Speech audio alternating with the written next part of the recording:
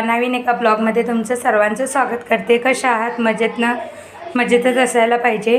तर मी घरी बनवलेलं आहे दही, हे बघू शकता।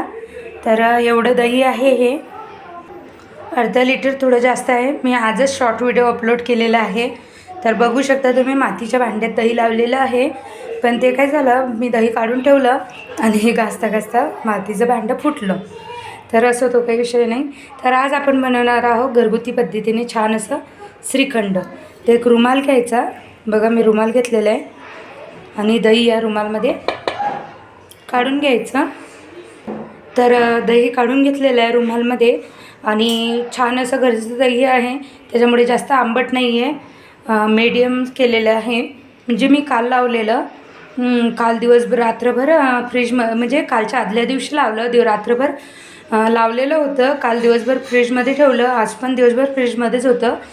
तर 1 लिटर एवढं लावलेलं, थोडंसंच खाल्लं आहे मुलांनी, आणि एवढं राहिलं। तर म्हटलं चला श्रीखंड बनवूया, मुलांना श्रीखंड खूप आवडते, कारण मोठा मुलगा आहे ना, दही बिलकुल खात नाही, त्याच्यासाठी मग मी श्रीखंड बनवणार आहे होममेड, छान असं ड्रायफ्रूट्स, केसर वगैरे घालून। तर चला, तर छान आता हे बांधून घेऊ आपण।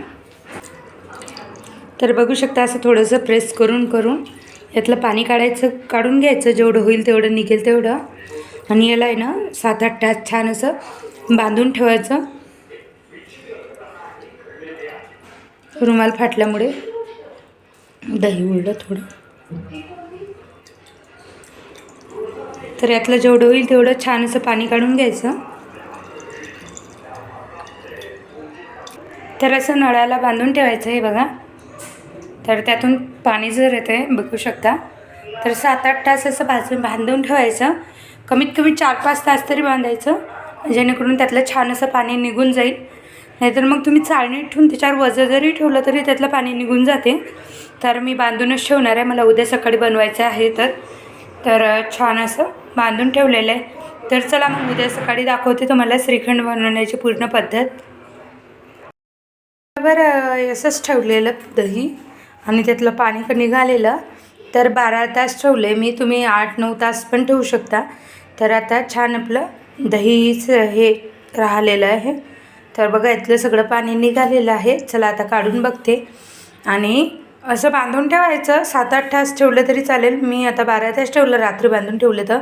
तर आता मी सकाळीच पहिले हे करायला घेतलं, म्हणजे कसं आपण फ्रीजमध्ये ठेवू शकतो, जेवण म्हणजे जेवणाच्या वेळेपर्यंत छान हे सेट होईल फ्रीजमध्ये ठेवल्यानंतर। तर चला, हे फ्रीजमधलं काढलं मी। तर याच्यात हे पातेलं घेतलं आहे छोटं, याचे ते काढून घेऊ आपण।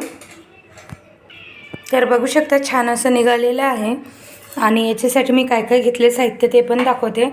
तर इतर केसरचे धागे घेतलेले आहेत 10-12, बदाम असे छान बारीक काप करून घेतलेले आहे, आणि पिस्ता।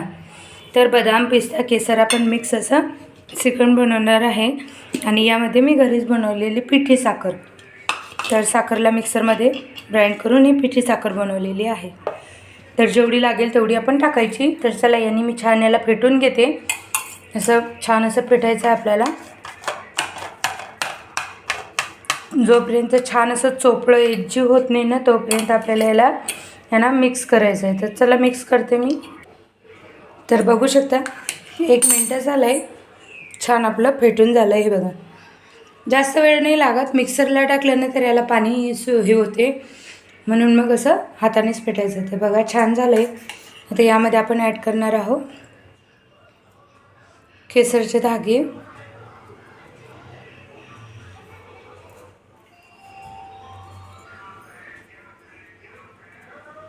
हे बघा, आणि पिठी साखर। परत आपल्याला पिठी साखर टाकून परत एक वेळेस फेटायचं आहे। तर दह्याच्या अंदाजाने टाकणार आहे मी 2 चम्मच एवढी, आधी 1 चम्मच टाकला, आता 1 चम्मच। चला, आता याला पण मिक्स करून छान फेटून घेऊया। तर आपला श्रीखंड रेडी झालेला आहे, बघा।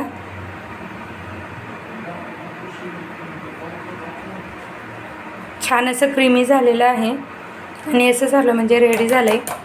आणि याच्यात थोडेसे आता मी ड्रायफ्रूट्स मिक्स करते, आणि थोडे वरून राहू देणार आहे गार्निशिंगसाठी।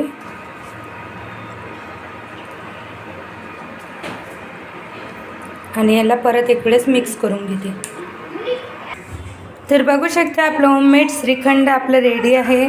तर नक्की ट्राय करा, खूप छान बनते, टेस्टी बनते आणि होममेड कधी पण छानच असते. तर कसा वाटला व्हिडिओ? आवडल्यास नक्की लाईक करा, चॅनलला सबस्क्राईब करा. तर चला बाय, मग आज या मग श्रीखंड पुरी खायला.